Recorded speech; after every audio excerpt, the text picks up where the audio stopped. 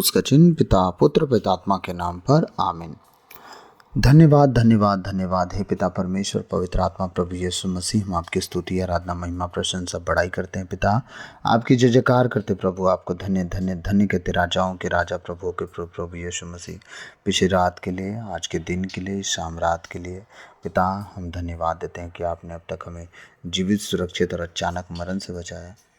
हर अप्रिय घटना से, हर दुर्घटना से, हर एक्सीडेंट में हमारी से बचाओ, उसके लिए धन्यवाद पिता। आज तक जो भी हमसे मन वचन कर्म से अपना कर्तव्य पूरा ना करने से हमसे पाप गुनाह हुआ, उसके लिए हमें क्षमा कीजिए, दया कीजिए, कृपा कीजिए और हमें दंड ना दीजिए प्रभु। हमारे कर्ज गुनाह अपराध क्षमा कीजिए ताकि हम आपके कहे अनुसार जीवन जिए, पाप गुनाह सदा दूर रहें, पवित्रता और खराई में चले।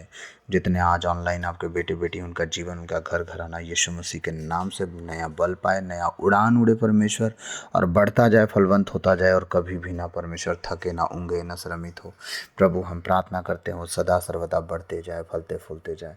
सारा आदर आपको देते हुए ये प्रार्थना बिनती यीशु के नाम पे अब आपसे मांगते हैं, सुनिए और दया से ग्रहण कीजिए। आमीन आमीन। सबको जय यीशु। आशा है आप सब खुश होंगे, आनंदित होंगे और ऐसे ही आप खुश और आनंदित रहिए। आइए हम प्रभु के वचन में जाएंगे। आज हम देखेंगे मत्ती अध्याय 17 पद संख्या 22 से लास्ट तक देखेंगे, ठीक है। 22 से पूरा अध्याय खत्म करेंगे आज। दुख भोग और पुनरुत्थान की द्वितीय भविष्यवाणी। यीशु मसीह दोबारा अपने विषय में भविष्यवाणी कर रहे हैं कि मैं क्या क्या दुख भोगने वाला हूँ और पुनरुत्थान मेरा फिर कैसे होगा, वो सब कुछ। तो दोबारा क्या बोलते हैं, भविष्यवाणी कर रहे हैं अपने चेलों से। और ये चेला कौन है? ये वो चेला है जो यीशु मसीह को 3 बार इनकार कर दिया। ये वो चेला है जो झुंड का कान तो काटता है लेकिन चादर छोड़ के भागता भी है। ये चेला वो चेला है जो यीशु मसीह का पीछा करते करते राजा के भवन में घुस भी गया, लेकिन जब उससे पूछते हैं कि तू भी तो उसी के साथ था, वो 3 बार धिक्कार दिया कि ये कौन है, मैं नहीं जानता किसके विषय में तुम बात कर रहे हो, ठीक है। तो उस समय चेलों का विश्वास इसी तरह था। आज भी हम देखते हैं यीशु मसीह इस चेले का विश्वास कितना बढ़ाते हैं ना, बार बार विश्वास बढ़ाने की कोशिश की है। वचन कह रहा है, जब वे गलीलिया में साथ साथ घूमते थे तो ईसा ने अपने शिष्यों से कहा, मानव पुत्र मनुष्यों के हवाले कर दिया जाएगा, वे उसे मार डालेंगे और वह तीसरे दिन जी उठेगा। यह सुनकर शिष्यों को बहुत दुख हुआ। अब शिष्य धीरे धीरे मानव पुत्र का मतलब समझना शुरू कर दिए थे। यीशु मसीह अपने बारे में बात कर रहे हैं, इस बात से शिष्य दुखी होते थे और शिष्य कहीं ना कहीं सोचते थे कि क्या ये रोज़ रोज़ यही बात करते हैं। एक दिन पिछली बार भी ऐसे ही बोले, आज फिर वही बात बोल रहे हैं। वो कहीं ना कहीं ये लोग ये बात सुन के अब दुखी हो रहे थे। लेकिन यीशु मसीह जब मानव पुत्र कहते थे तब इनके दिमाग में बात नहीं चल रही थी, असल में तो अपने विषय में बात करें। तो ये सुन के वो लोग दुखी हुए, ठीक है। और 24 वचन कह रहा है, मंदिर का कर। हम मंदिर के कर के विषय में देखने जा रहे हैं। जब वे कफरनाहूम आए थे तो मंदिर का कर उगाहने वालों ने पेतरुस के पास आकर पूछा, क्या तुम्हारे गुरु मंदिर का कर नहीं देते? वो पूछ रहे हैं क्या तुम्हारे अगुआ, तुम्हारे गुरु क्या टैक्स देते हैं कि नहीं देते हैं, कर देते हैं कि नहीं देते हैं मंदिर का? हाँ, उसने उत्तर दिया, देते हैं। यीशु मसीह से बिना पूछे वो व्यक्ति बोल दिया, देते हैं। डर लगा होगा पौलुस को कि क्या फिर से कहीं पंचायत ना हो जाए। प्रभु तो हैये हैं, दिमाग से थोड़ा सा टेढ़े, उनको गुस्सा आता है तो कुछ भी बोल देते हैं। तो पेतरुस समझा होगा ऐसा कुछ, है ना। मैं नहीं बोल रहा हूँ, बाइबल में लिखा है, मैं एक बात बता रहा हूँ। तो पेतरुस पहले ही बोल दिया कि हाँ, टैक्स देते हैं हमारे प्रभु, ठीक। जब पेतरुस घर पहुंचा तो उसके कुछ कहने से पहले ही ईसा ने पूछा, सिमोन। अभी पेतरुस कुछ नहीं बोला यीशु मसीह से कि टैक्स लेने वाले आए हैं, वो अब उनको कर देना है कि नहीं देना है, टैक्स देना है कि नहीं, कुछ नहीं बोल पाया। अभी तो घर के अंदर ही प्रवेश किया था। यीशु मसीह पहले ही बोल दिए, सिमोन तुम्हारा क्या विचार है? सवाल है वहाँ, क्वेश्चन मार्क। तुम्हारा क्या विचार है, दुनिया के राजा किन लोगों से चुंगी या कर लेते हैं? यीशु मसीह पूछ रहे हैं किससे? अपने चेले पेतरुस, सिमोन पेतरुस से पूछ रहे हैं, दुनिया के राजा चुंगी कर किससे लेते हैं? अपने ही पुत्रों से या परायों से? वो सवाल कर रहे हैं, अपने खुद के बेटों से या दूसरों के बच्चों से। ठीक है, उनका सवाल था अपने बच्चों से या दूसरों के बच्चों से। पेतरुस ने उत्तर दिया, परायों से। अपने बच्चों से कौन कर लेता है? हैं? जितने आज राज मंत्री हैं, नेता हैं, जो भी हों, टैक्स का नियम लगाते हैं, लेकिन अपने बच्चों से थोड़ी टैक्स लेते हैं। उनका टैक्स कट जाता है, चिंता मत कीजिए, है ना। बहुत ईमानदार हैं जो देते हैं। तो प्रभु कहना चाह रहे थे कि भाई अगर वो अपने बेटों से लेते हैं तब तो मैं भी गया, अगर अपने बेटों से नहीं लेते हैं तब तो इस धरती का मालिक मेरा पिता है और उसका बेटा मैं हूँ, मैं कैसे कर दे सकता हूँ। ठीक है, लेकिन यीशु मसीह उसका भी निवारण किया। पेतरुस ने उत्तर दिया, परायों से। इस पर ईशा ने उससे कहा, तब तो पुत्र कर से मुक्त है, फिर भी हम उन लोगों को बुरा उदाहरण न दें। क्या कहना चाह रहे हैं वो? फिर भी अगर मैं, मतलब ऐसा भी है कि मैं कर ना दूं तो भी चलता है, लेकिन फिर भी हम उन लोगों को बुरा उदाहरण ना दें, हम उन लोग को ठोकर ना खिलाएं, हमारे कारण से वो क्या बोलते हैं, ठोकर ना खाएं, उदाहरण बुरा ना हो जाए। ठीक है, इसलिए तुम समुद्र के किनारे जाकर बंसी डालो। यीशु मसीह क्या कह रहे हैं, यहाँ से अभी अपने घर में है वो, वहाँ बंसी डालने के लिए मछली अलग से छोड़ के कहीं पे नहीं छोड़ दी थी, उसी पत्थर के पास जाने ठो मछली होगी। नहीं, वो घर में बोल रहे हैं, कहाँ जाना? समुद्र के किनारे जाना। कहीं भी तुम जा खड़े हो जाना, कोई दिक्कत नहीं है। ये नहीं बोले कि इस जगह पे उस जगह पे, कहीं भी जाना, खड़े हो जाना और तुम अपनी बंसी डालना। ये क्या कहना चाह रहे हैं प्रभु? हाँ, बंसी डालो, जो मछली पहले फंसेगी उसे पकड़ लेना और उसका मुंह खोल ले देना, उसमें तुम्हें एक सिक्का मिलेगा। उसे ले लेना और मेरे तथा अपने लिए उनको दे देना, उनको सिक्का। अब यीशु मसीह ये पेतरुस से क्यों ऐसी बात बोले, आप समझिएगा थोड़ा सा। यीशु मसीह जानते थे हमारे प्रभु प्रभु हैं वो, यही बंदा है जो मुझे 3 बार इनकार कर देगा। तो वो यीशु उसका विश्वास पहले से ही बढ़ा रहे हैं। पानी पर चलने का ताकत दे दिए।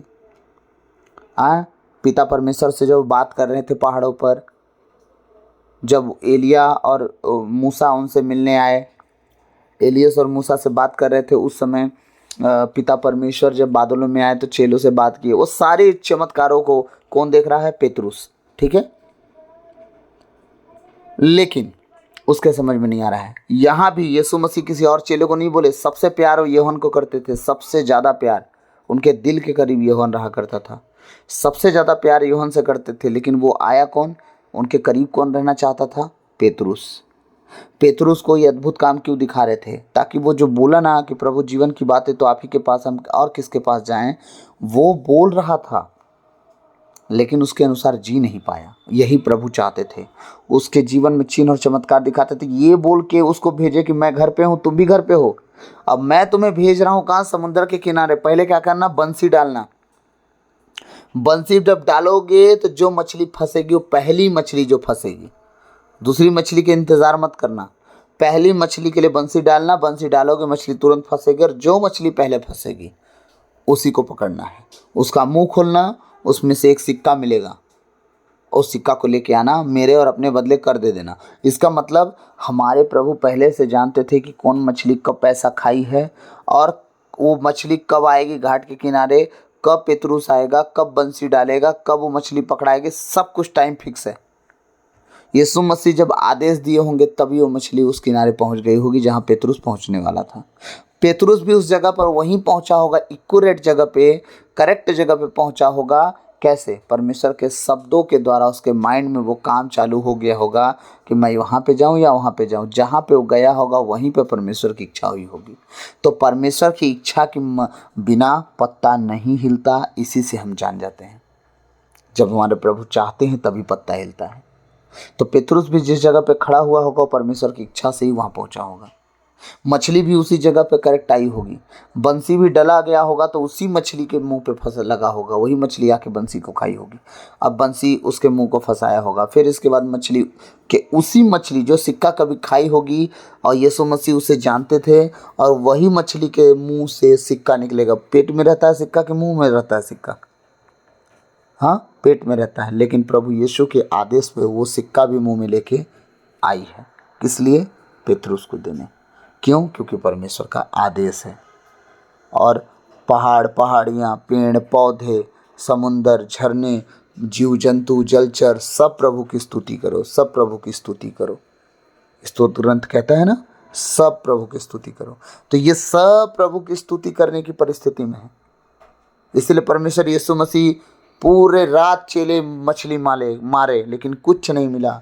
जब यीशु मसीह बोलते हैं कि जाल दाहिनी तरफ डालो, परमेश्वर की आज्ञा सुन के सारी मछलियां पहुंच गईं और जाल फटते तक भर गई। ये सब परमेश्वर की दया है। उसके मुंह से निकला हुआ वचन हमारे जीवन में 100 गुना 100 गुना 100 गुना फल लाता है। हम बस तैयार हैं उसके वचनों को रिसीव करने के लिए। और क्या होगा? हमारे साथ भी वही होगा। हम जब किसी कर्ज में डूबे रहेंगे, हमारे ऊपर किसी का कर्ज रहा होगा, टैक्स लगा रहा होगा, किसी के ऊपर, हमारे ऊपर किसी तरह का कर लगा रहा होगा, ब्याज लगा रहा होगा, हमारा परमेश्वर फिर मछली के मुंह से निकाल के हमें देने का सामर्थ्य रखता है। वो अपने लिए, पेतरुस के लिए बचाने की वो ताकत रखता है। तो सोचिए, हम तो उसे जानते तक नहीं, वो बारे परमेश्वर है। हमने उसे कभी देखा नहीं, वो परमेश्वर है। और कहता है जो बिना देखे विश्वास करेगा वो धन्य होगा। तो हम धन्य होने के लिए बुलाए गए हैं, हम इनकार करने के लिए नहीं बुलाए गए हैं।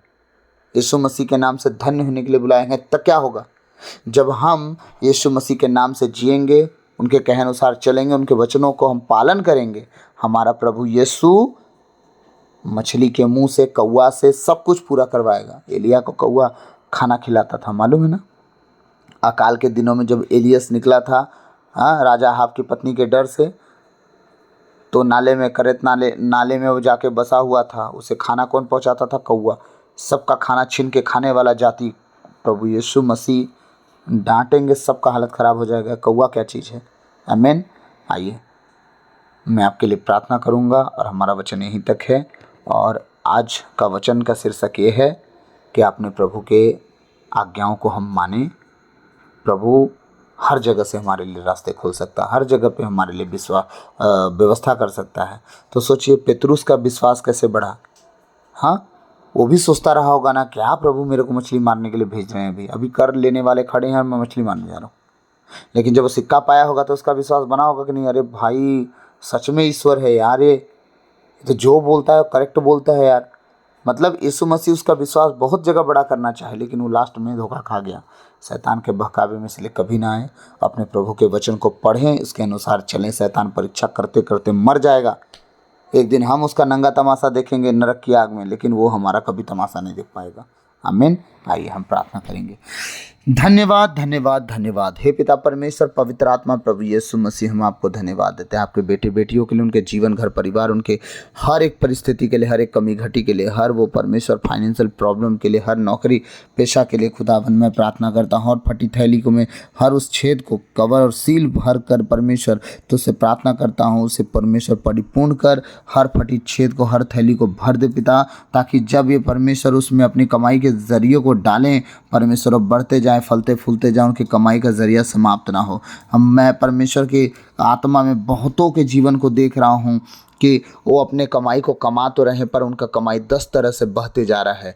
मैं यीशु मसीह के नाम से हर फटी छेद को सील करता हूँ। और जितने लोग अपनी कमाई को सही रीति से उपयोग नहीं कर पा रहे हैं, कभी डॉक्टर, कभी बीमारी, कभी कहाँ खर्च कर रहे हैं, यीशु के नाम से सारे खर्च बंद हो यीशु मसीह के नाम से। और वो खर्च कराने वाली दुष्ट आत्मा जो उनके घर पे बैठी है, उनका नाजायज खर्ची करा, यीशु के नाम से मैं डांट के निकालता हूँ और आज़ाद हूँ। हर बीमारी यीशु मसीह के सामर्थ्य नाम से इनके शरीरों को छोड़े। हर वो दुष्ट की ताकतें जो बीमारी को लेके आए हैं, यीशु मसीह के सामर्थ्य नाम से इनके जीवन, घर परिवार और शरीर प्राणात्मा को छोड़े। यीशु के कोड़े खाने से भले चंगे हो चुके हैं। अगर जब पाप के द्वारा अगर इनके जीवन में वो बीमारियां घुसी हैं, यीशु मसीह के सामर्थ्य नाम से मैं प्रार्थना करता हूं, क्योंकि उसके वचन में लिखा है उसके लहू बहाने से इनके सारे पाप हमारे धोए गए हैं। यीशु के नाम से इनके पाप धोए गए और शैतान का कोई अधिकार ना बचा इनके ऊपर। यीशु मसीह के मार खाने से भले चंगे हैं और रहेंगे भी। मैं धन्यवाद धन्यवाद धन्यवाद देता हूँ। धन्य हो घर आते समय, धन्य हो घर से बाहर जाते समय। इनके बच्चे, इनके खेत, उनके टोकरी, इनके कमाई के जरिए, इनके खत्ते भंडार सदा धन्य हो। यीशु मसीह के नाम से सूरज की तरह चमकते जाएं और परमेश्वर सदा सर्वदा तेरे नाम को महिमा देते जाएं। अपने जीवन के द्वारा, अपने घर घराने के द्वारा प्रभु ये तेरे नाम की महिमा करते जाएं। सारा आदर तुझे देते हुए प्रार्थना यीशु के नाम पे मांगता हूँ, सुनिए और दया से ग्रहण कीजिए। आमीन आमीन आमीन। तो प्रभु आप सबको बहुत ऐसे आशीष दे। God bless you all. आप बचे, आपका घराना बचाया जाए। आमीन आमीन। क्रूस का चिन्ह पिता पुत्र पितात्मा के नाम पर। आमीन। सबको जय यीशु।